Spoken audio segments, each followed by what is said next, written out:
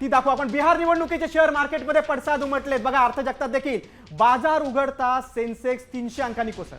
बिहार निवडणुकीचे शेअर मार्केटमध्ये पडसाद आहेत बघा। बाजार उघडताच सेन्सेक्स 300 अंकांनी कोसळलेला आहे। अर्थ जगतावर देखील बिहारच्या विधानसभा निवडणुकीचा परिणाम झालेला आहे असं आपण म्हणू शकतो। दीपाजी तुम्ही तुमच्याकडे येतो। मगाशी सम्राटजींनी 2-3 मुद्दे जे केले की स्टार्टअप शब्द देखील आता बिहारमध्ये ऐकायला मिळतोय। जी चित्र बदललेलं, जे मागासलेला बिहार असं पूर्वी म्हटलं जायचं, जंगलराज बिहार म्हटलं जायचं, कुठंतरी बिहारमध्ये हे चित्र पालटलेलं आहे। तुम्ही ह्याचं श्रेय कुणाला द्या?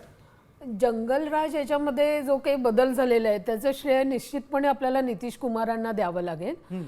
पण याच्यामध्ये उद्योगाच्या संदर्भात जो काही बदल दिसतो आहे तो मात्र काही विशेष उल्लेखनीय नाही आहे। कारण बिहारमधून जितक्या मोठ्या प्रमाणात स्थलांतर अजूनही होतं आहे, म्हणजे ते प्रामुख्याने महाराष्ट्र, पंजाब आणि अलीकडच्या काळामध्ये दक्षिणेतल्या राज्यांमध्ये देखील बिहारमधून मोठ्या प्रमाणात स्थलांतर होतं आहे, ते काही थांबलेलं नाही आहे। तर उद्योगाच्या पातळीवरती फार उल्लेखनीय काम बिहारमध्ये होताना दिसत नाही आहे।